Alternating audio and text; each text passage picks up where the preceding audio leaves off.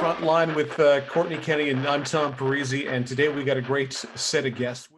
Welcome back to another episode of the Frontline podcast, or as Tom says, your favorite podcast about the battalion. Although the more I think about it, the more I don't think there is another podcast on the North Bay Battalion, so I might be being played by Tom just a little bit. Anyways, we are pleased to be joined this week by the goaltending coach of your North Bay Battalion, Mavric Parks. It's quite an important job, Maverick, I would say, coaching the two goaltenders of the team. So thank you very much for joining the podcast. We really appreciate you coming on this week. Yeah, pleasure to be here. Glad you guys can get me on.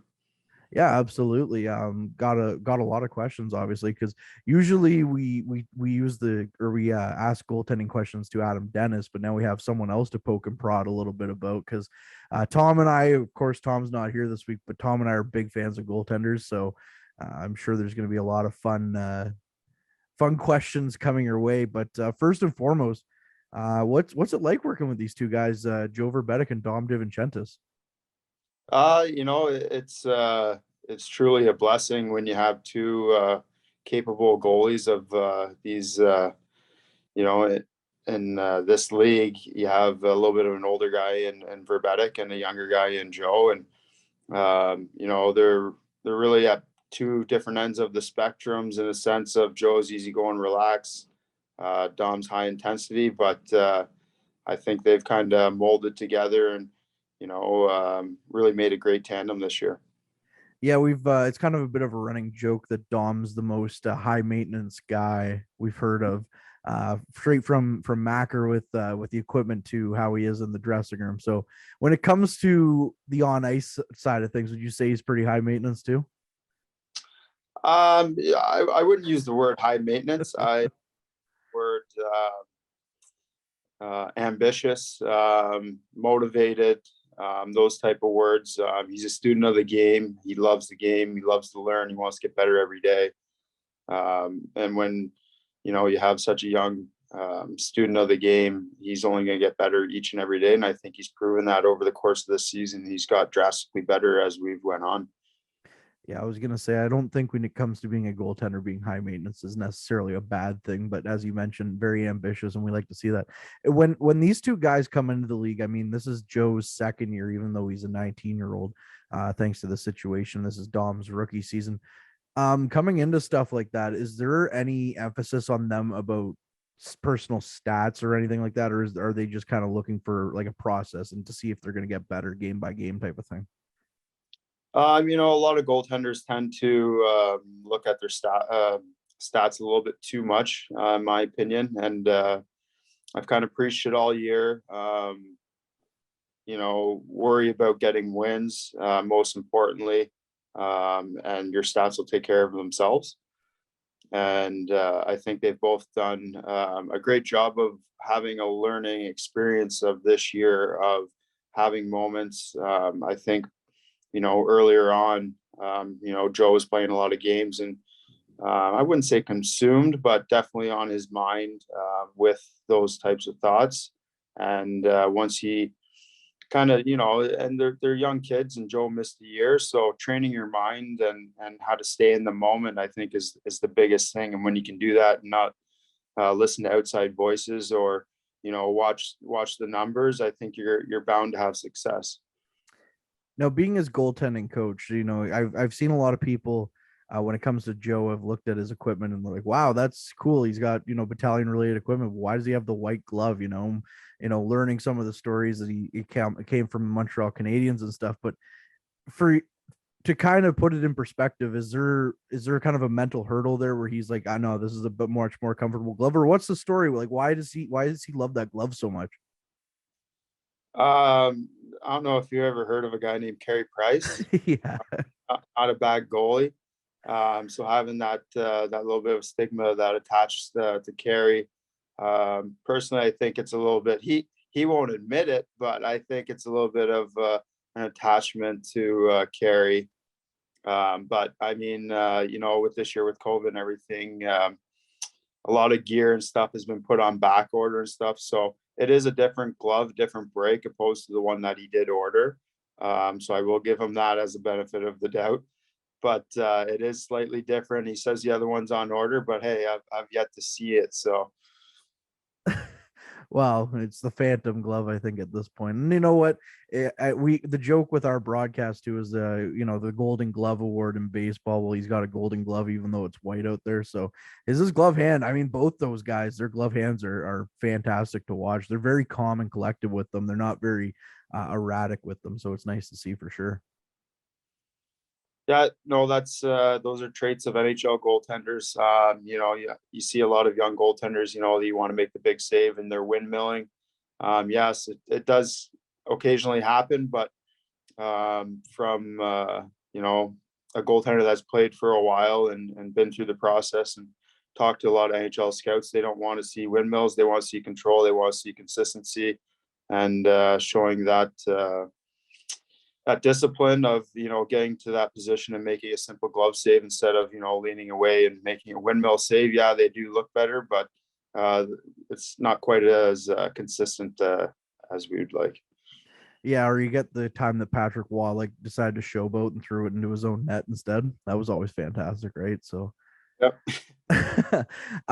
When it comes to goaltending, a lot of the adage seems to be that it's pretty important the game between the ears as much as it is out there on the ice as well. How do you try and teach that to these guys type of thing, that like if something's not going well, maybe their mechanics look really well out there but the puck's still going in type of thing? How do you keep them calm and collected? I just try to relate with personal experiences. I played 4 years in the OHL, and doing that, you're going to have ups and downs through a career, and even in pro, you have ups and downs. Just as I've been through it, I think channeling your energy in different areas is going to help you break through and shorten those hiccups in the road. It's easy when you don't have someone to give you structure or some, a relation to what happened. I think get stuck in that rut, sorry. But just sharing experiences and how to get out of it. And honestly, the biggest thing is just staying in the moment. And it's kind of micromanagement in a sense, because when I say stay in the moment, it's not simply stay in the moment of a full period even, or one game at a time. We're breaking it down shift by shift, shot by shot, and that way your mind's gonna be fully engaged. So I mean, obviously this is kind of a strange question because they probably changed quite a bit, but what's a typical on ice session like with you and those two guys, or any goaltender that you might have under your wings? Well, for up here in North Bay, for example, I'll come up, we'll hop out, we'll do a little bit of a goaltender warm up. If we have time, we'll do a drill specific to a certain skill or a technique that we're working on or trying to get better at or execute. And then we go through our practice, and then at the end of the practice, what we do is we do a little bit more goaltending training. And generally, when I'm up here, what I specifically do is I prep them for the teams that we're playing that weekend. So I analyze and break down the opposing team's power play and some 5-on-5 stuff if they have a specific way of creating offense. And what we do is we run through the process of what we're going to do, what they're going to do, what they're looking to do. And that way, I feel when it comes to a game, we have a game plan. We know what to expect. We know our reads. We've already built the muscle memory of our movements, where we need to be, where our feet need to be, where our hands need to be. It is, in a sense, it's not taking the thinking out of it, but in a sense, we're building that muscle memory so you don't have to think, because in a game, things happen fast. So just preparing a game plan for them to kind of really, have something in set so when they do see it, it's not going to surprise them. We're expecting it and we know what to do. When you take in a game and say they got one past Joe or Dom and you're watching it live, without the benefit of video or something like that, this is another tough question to answer, but without the benefit of looking back at video or something, do you kind of look at that right away and say, what could be tweaked or what could change on that one, or what may have gone wrong? Yeah, when you've been doing it for a while, there's some scenarios that you're able to pick something right away. There's other scenarios that, from the eye in the sky, or even on an interview or on TV, it may look like a bad goal, but what you didn't see, it was what it hit a D-man shin pad right in front. And for the most part, I've played the position, so you can kind of read the body language on a lot of that stuff. But sometimes, the video does, and me having a conversation with them does clarify those types of situations. But other times, like especially when I'm up here, I know Joe and Dom really appreciate in between every period. I always go have a chat, whether they let in one goal, no goals, whatever. I always have a chat and a little bit of a dialogue. Just small things I pick up that we can get better. It doesn't even matter if he lets in a goal or not. There's always room for improvement. Communication with the D. They make adjustments. How are we going to do read and react with our puck handling, where we need to put pucks so we can get easy exits, that sort of stuff. So, during the game, usually you can generally kind of pinpoint if it's major. Other times you need to have a conversation to specify. One thing that you brought up is going in there in between periods and having a conversation with them. One thing I was wondering is, and it hasn't happened thankfully in a while, but where one of them gets pulled like mid game, do you usually go in there and have a chat with them if it's mid game and in between the periods, or you just kind of let them be themselves for a little bit? I'm going to knock on some wood here. I don't think I've experienced one of our guys getting pulled this year when I've been up here. So I'm going to knock on some wood for that. So I haven't been put in that opportunity. Fair enough. That situation. Sorry. Yeah, no, fair enough. And you know what? To this point, again, it's been a long time, and hopefully that streak continues. When it comes to being a goaltending coach and obviously dissecting the position and all that stuff, does that help you at all with the offense side of things, where you can kind of like tell, maybe Ryan or somebody that, hey, this is what their team's goalies' tendencies are, type of thing, maybe try and shoot glove on this guy or whatever? Yeah, so I've Uli and Razor and Billy, they all kind of take care of that sort of stuff. We always have a great game plan and set. I've developed a little bit of a relationship, being up here, with a lot of the players, Mitch, like Russ and Petch and Macker and Jacko and, a couple other guys too, and Nelly. And what I do before every game is I do a breakdown and a scouting report on the other goalie. Basically their last, anywhere from 3, 5, 10 games, breaking down, tendencies, what I'm seeing, where I would shoot, what I see as a goalie coach that I would correct him on, and kind of giving them locations, different spots in the ice, all that sort of stuff, just trying to help the guys have, any edge possible to help the team win. So yeah, before every game, I do a pre-scout report on the opposing goalies, which is always really fun to see guys so skilled as the team that we have. You give them that little bit of information. It's just like you see the exact situation that I've shown them in previous games on film. They get in that same situation. You see another guy miss, they don't miss. So it's great to see. Yeah, they're pretty lethal, that forward group, for sure. Well, I mean, almost anyone out there with skates on for the troops from the defense on out. But I mean, you're just looking over your career stats and stuff. You're pretty accomplished as a goaltender yourself. Now, this is a bit of a joke. I don't know if you know this, but the general manager of the team is pretty accomplished as a goaltender as well. Does he kind of just let you? Yeah, he may trump me. Yeah, I was gonna say just a little bit. But he does, when you're here doing an on ice session or something, does he ever kind of come out, or does he just let you do your own thing? we have a open dialogue that, we're soundboard each other a lot of times, he asked me, what about this and what about that? And, we have a good relationship, and, him being a goalie and having so much experience, that we have great opportunities, to, even when I'm not here, that, like, to push our guys and see stuff, and he lets me know, and I can have, communication with our guys. But yeah, like, we're constantly soundboarding each other on stuff, and it's, he's really good at, letting me do my job, which is really important. And yeah, it's been a great experience. I also Not noticed. not too many guys as a goalie coach get the support of your GM as as a former goalie. So I'm truly very grateful for that. No doubt at all. No doubt. I also noticed on your page that it says that you're the goalie coaches for the Pembroke Lumber Kings as well. Is that, you know how this stuff is, the Wikipedia fact or fiction, all that stuff, you see it online, but is that also a fact as well with your online hockey elite prospects?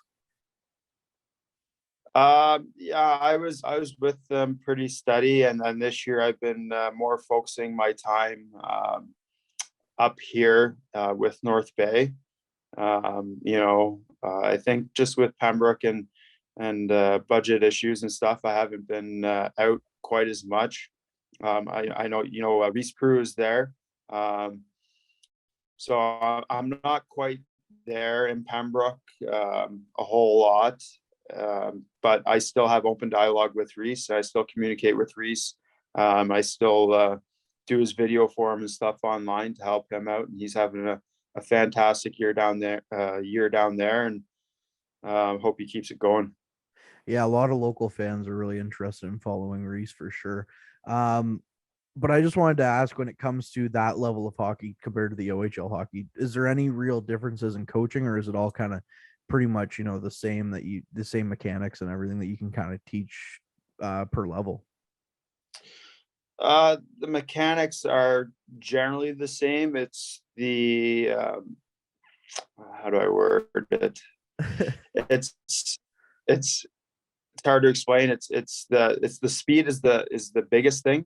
So how fast you're gonna be reading, reacting plays is a lot bigger of a thing. The mechanics of, very simplistic things of, making a blocker save, glove save, rebound control, all that sort of stuff is all generally the same, but it's a different tempo of how you're going to react and how you're going to make those adjustments from, the CC to the OHL. One thing you brought up, rebound control, and I've always kind of been curious about that, because you see these guys out there and it looks like they got pillows on their legs sometimes, and I get it where it's kicking it into the corner and stuff like that, but how tough is it to actually keep the puck from having a 5-foot rebound compared to like a 2-point rebound or 2-foot rebound where you can jump on it real quick? Like, how tough is that as a goaltender to kind of keep the puck in close like that? It might sound like a silly question, but for somebody who's never played the position like that, I'm just curious. Well, it's very different now because actually the pads that both Dom and Joe wear are Bauer's, and Bauer has created a technology to actually do the opposite, opposed to letting that puck hit you and sit close to you so you can cover it. Bauer's actually created a pad that it hits your pad and explodes off, so it can almost leave the zone. I don't know if you've ever noticed the puck going off pads on Bauer pads is like crazy. It flies off, and that's just a new different technology that they're doing. That's more so with the pads, the feet and stuff. That's like the blockers, like pucks hit your blocker, it's exploding off, and guys with technology with sticks and everything. So there's certain situations where you want to control rebounds, but a lot of times with the technology of now, guys shooting harder, now the pads and industries have kind of countered that with, okay, you guys want to make these sticks, now we're going to kind of throw it back at you twice as hard. So it's definitely a different game, but yeah, there's tactics to have good rebound control, and that's just using every element of all the tools that you have. You as a goaltender, did you prefer to have the closer rebounds, or would you prefer to have it kicked down the ice? I would make saves, and I would want them just sitting right in my feet so I can drop on them. Yeah, so a little bit different for me, but as you know, I'm a little bit older than the kids these days, so. It's all good. I'm feeling that too. You know, waking up in the morning with that little kink in your back, right? So, um, yeah, let's talk about your career a little bit because it's fascinating. You go on Elite Prospects or Hockey DB, and you played a lot of different places, Yeah. including in the OHL. I mean, it shows you as Kitchener, Kingston, Kitchener again, Barrie, and Saginaw. I gotta ask, out of all those teams, where was your favorite place? Like, what was your favorite? Where was your favorite stop? That's tough. I always kind of had a soft spot for Kitchener just because that was the place I was drafted. Um, but you know, every organization had its positives and negatives. But overall, I'd probably say Kitchener. You know, great fan support, great community. You know, I had really good staff members when I was there, and you know, Pete DeBoer, Steve Spott, both separate occasions. So yeah, I'd have to leave to Kitchener for that one. When it came to the Rangers, then in your rookie year, it shows you split time between the Rangers and France. What was it like kind of having to, it's your rookie year in the OHL and you're having to change teams like that? It's definitely difficult, especially with the culture that was going on there. We were a memorial hosting team. So it was definitely, you know, Kingston was in a rebuilding stage. So going from the top to the absolute bottom was definitely a culture change in a sense. You know, winning every night or going in knowing you're winning to going to a place where, you know, you have to properly train your mind to have a chance to win. So, you know, but everything happens for a reason. And, you know, all these experiences, you know, if I didn't go to Kingston, I couldn't have shared multiple experiences with Joe. You know, with North Bay being in rebuilding a few years ago, I think that's brought me and Joe a lot closer together. Me having those experience of being with a team in the rebuilding stage, you know, so I think it's maybe better as a goalie coach. Yeah, and that's kind of interesting you bring that up because I mean, looking at your record, Kitchener 10-2-1. I mean, the year before with Pembroke, he 26 wins to 6. That was kind of like with Joe, always through with the Don Mills Flyers, he was a winning goalie, and then with the Voodoos, he was a winning goalie as well. How tough is that? Where all of a sudden you're riding along, used to a winning program, and then all of a sudden it's okay. No, now it's maybe not so much of a of a winning program like North Bay was the year before COVID. Uh, you know, it's very, very hard mentally, especially when you know you're a good goalie and you're not seeing the results that you want to statistically and in the wins. The biggest adjustment that I made with Joe was he's like, well, I'm getting beat, guys left open back door, or, I didn't have a chance. I stopped at first two. And I was kind of in a very similar spot of being like almost frustrated, right? You're doing everything you can, but then you have defensive breakdowns. Young teams, that's going to happen. So making the adjustments to being like, okay, well, did you communicate with your D to let him know that he was? Did you look off the puck to know that that guy was there? Did you identify if that guy was a left-handed or right-handed shot? Did you readjust your depth to make that save a bit of available to you?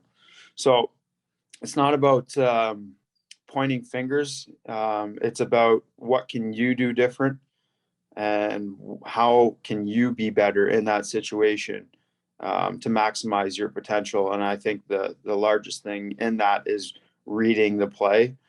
And at a young age, yes, it's difficult, but Joe having that, I think that's made him grow as a goaltender. Fair enough. And you know what? I'm sure a lot of the guys in front of you prefer not to have fingers pointed at them too when they're in that situation, because I can only imagine that the stress levels are through the roof on a team that's kind of rebuilding. So But then you spend a full year with Kingston. Obviously, you go back to Kitchener. That must have been pretty cool, getting the chance to go back to where it all kind of started. Yeah, I mean, I had a no trade clause, so I had select a few teams that I listed to go to, and obviously I loved my time in Kitchener, so they were one of them. I was very fortunate to go back, and yeah, that was a great experience also. And then it might kill Battalion fans to know that you played for Barrie as well that same season. We're not big fans of the Colts up here. What was that experience like playing in Barrie? It's all right. I bleed green now, so you know, that was a great ride. It was incredible. I got to play with a lot of very, very high end players, NHL players of you know, Petro and TJ Brody and, you know, Burmistrov and Clifford, and the list goes on and on. There's tons of guys on that team. So that was a real fun experience, you know, and that's, you know, another thing, you know, you're down in the dumpsters, and then you go to Kitchener, and then you're back. And I think we were ranked #1 in Canada for a lot of the year that year. So yeah, just fun, you know, that winning culture. I feel going into every game, we felt like we were going to win. It was just how were we going to win? And I feel like being in that dressing room, there's similar traits and thoughts and processes that's going on here. You feel like you're going to win every night, and that's when you have those type of teams that are truly close, and it's a brotherhood. It's special, and I think that we have something very close to that, like here this year. So Speaking of all that brotherhood, I mean, looking at your stats too, 10 playoff games, 926 save percentage. That was your first appearance in the OHL playoffs. You played your ass off. But it's kind of similar to Joe as well. It was your third year in the league, and you're finally getting your first taste of playoff experience. I mean, North Bay has the X next to their name, so Joe is conceivably going to get his first taste of playoff experience this year. How strange is that mentally, where you've been in the league for a little while, but now the intensity and this is a different beast altogether, playoff hockey? yeah, honestly, I think it was more. I was in the position where I thought I was going to go on a long playoff run with Kitchener, regardless, be in the Mem Cup, and then go to Kingston and be in a rebuild. And how grateful I was to see the two ends of the spectrum, and, you know, how hard it is to win, but how hard you can work and still lose. It truly makes you grateful of winning. And honestly, I was just having fun that year. I wasn't overthinking or over processing. When you got Petrangelo in front of you, it really takes pressure off you. D-core is very strong. Our forwards are very strong. You know, we were fast, you know. So honestly, I was, you know, just going up and playing every night. Wasn't overthinking it. All I knew, I just had to stop a puck, and that was my job. And everyone was took care of their own business. Everyone knew what their job was. And, you know, when guys kind of identify their roles, and, you know, if a guy's a third liner and knows that he doesn't have to be offensive, or, you know, not offensive all the time, just contribute, you know, here and there. D-man knows that, you know, 5'6", he just needs to get the puck out. PK, goalie, you know, you need to make anywhere from 20 to maybe 28, 30 saves a night. Everyone knows their role. It takes a lot of pressure off when everyone, you know, sticks to the game plan. Absolutely. Then your last year in the league, you go down to Saginaw, which is kind of funny because they're the former North Bay Centennials. So it's like a little bit of a foreshadow to what you'd be doing all these years later.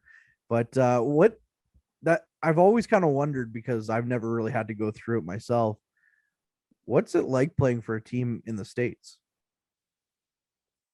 You know, I had a great experience there. I know that, you know, there's mixed stuff of the location of the rink and stuff. When I played, I haven't been down there recently, but you know, I had a really good experience down there. We had a great facility, great supporting cast and fan base. The billets were incredible. We had a good coaching staff, a good team. So a great group of guys that was, there too. And we won our division for the first time in franchise history, which, that was a great accomplishment for us there. So, I really enjoyed my time in the States, and actually going to play pro. I mean, I love the States. It's the further south you go, it's a different world, but it's truly amazing. Yeah. Yeah, no, absolutely. I mean, looking at your career, you go through a lot of different states and a lot of different towns in the States. But before you get to that, you go off to Prince Edward Island to the University of Prince Edward Island in CIS hockey.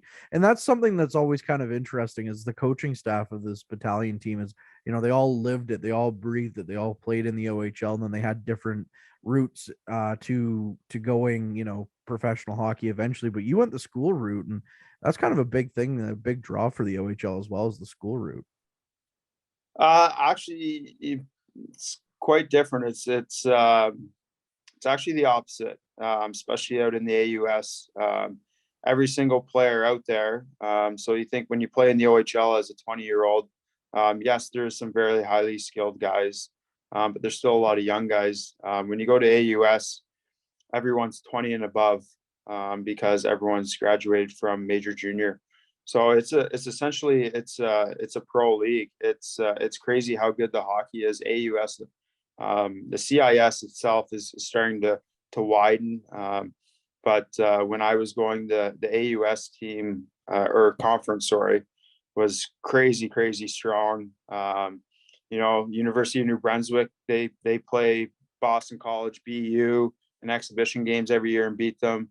They've actually played AHL teams and beat them.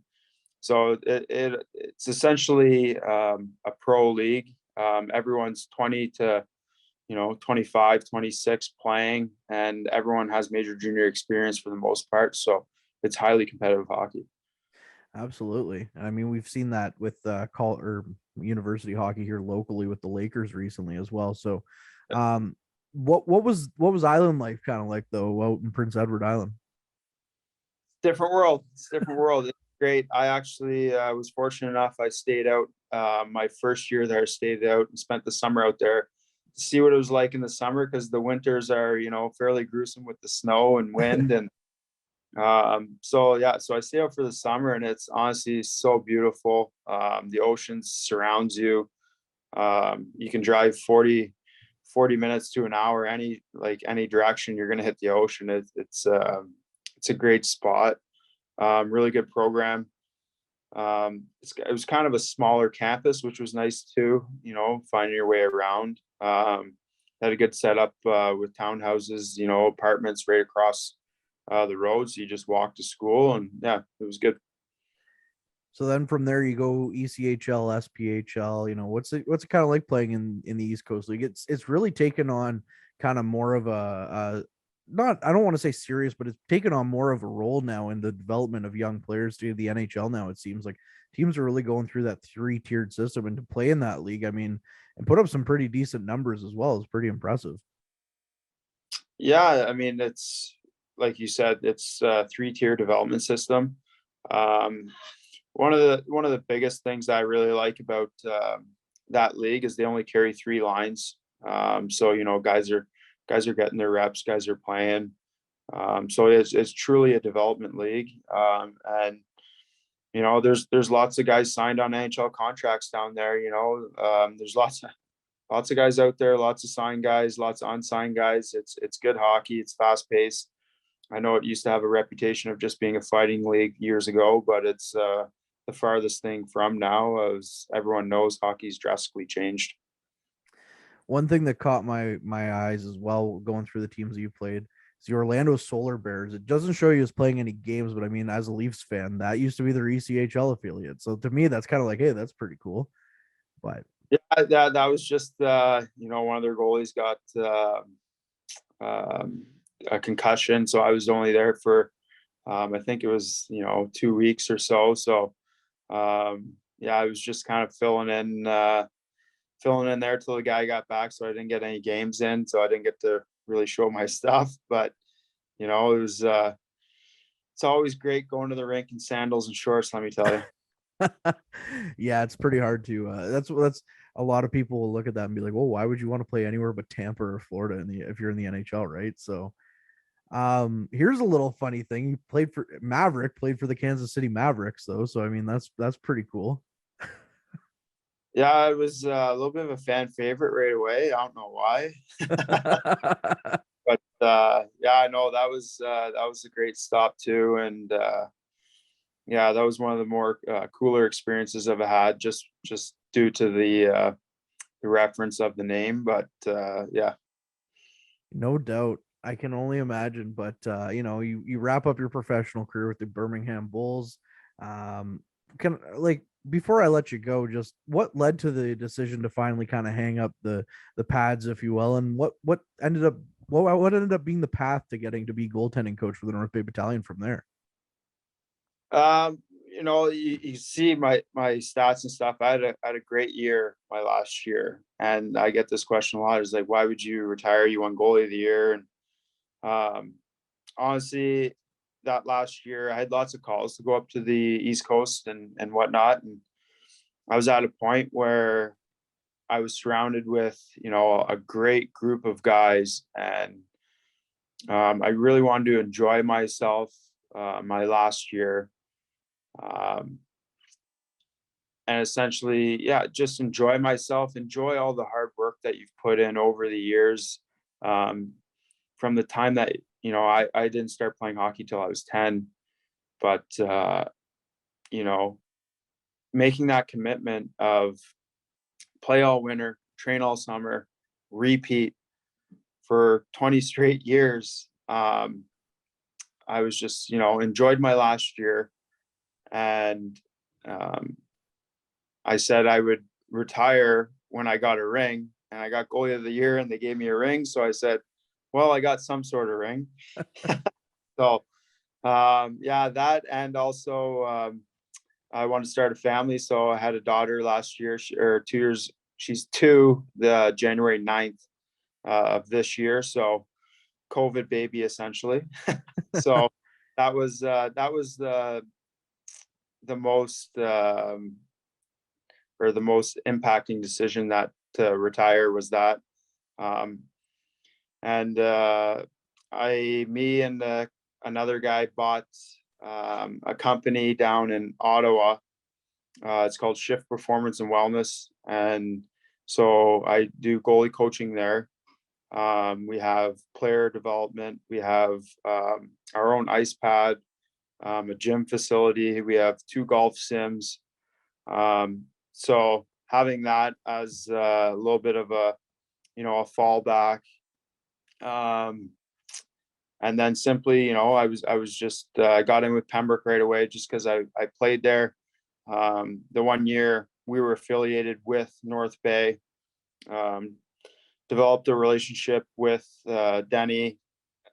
Joe Vrbetic was from Ottawa.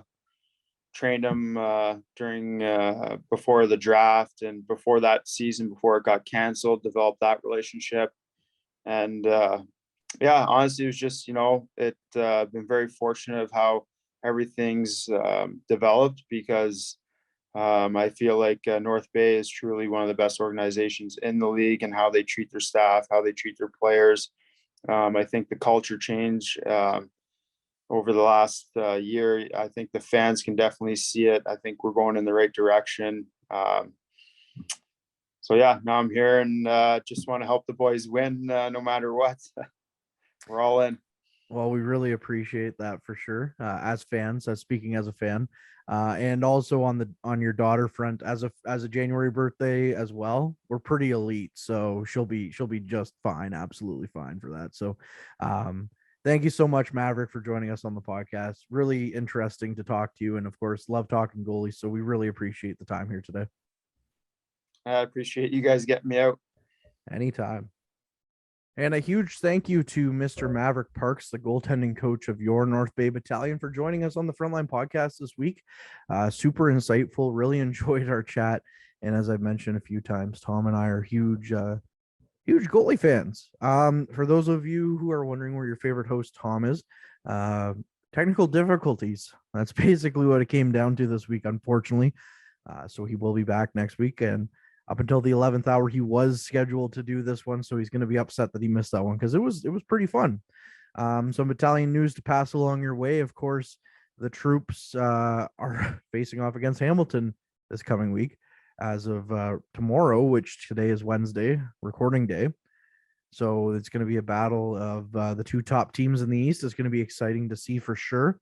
The troops are then heading down to Niagara Falls, or St. Catharines, really, to take on the Niagara Ice Dogs. And then the next day, take on Mississauga Steelheads. I'm really excited. I'm going down to both of those games. So looking forward to getting into two barns that I've never been to before. Troops again on fire last week, coming in, and especially beating Barrie and Mississauga. Mississauga was a huge one, especially because, we're going to see it again this weekend, but it was huge because those are the two top teams in the Central Division right now. So hopefully the troops continue their winning ways, up to 7 in a row, only 2 off the mark of 9 in a row for the North Bay Battalion side of things. And that 9 in a row was from previously this year. So what do you know? This team is streaking, and we're here to enjoy the ride. Super excited about that. Ty Nelson currently participating in the top prospects game. Can't wait to talk to him about that when he gets back. And of course, Nick Paul being traded from Ottawa to Tampa. As a Leafs fan, can't stand that. Don't like Tampa loading up at all. As a fan of Nick Paul, go chase your cup, man. I'm pretty excited for that. Pretty excited to see you get a ring, hopefully with the Lightning. Will Lightning strike 3 times? I guess we're about to find out here when the playoffs get started for the NHL. So pretty exciting times if you're Nick Paul for sure. For Mavric Parks, thank you so much. My co-host Tom, who will be back next week. Appreciate you, and hopefully you're back soon and we get that technical difficulties figured out and everything's good to go. Thank you so much for listening to this episode of the Frontline podcast. You can catch us on Google Podcasts, Apple Podcasts, Spotify Podcasts, the North Bay Battalion YouTube channel, which is also where you can find our wonderful Frontline Game Day broadcast. Stay tuned. We're working on some things for playoff time. Hopefully we'll get things moving on and along as well with the Noah Strong campaign for sure. Also, you can catch us on Your TV North Bay.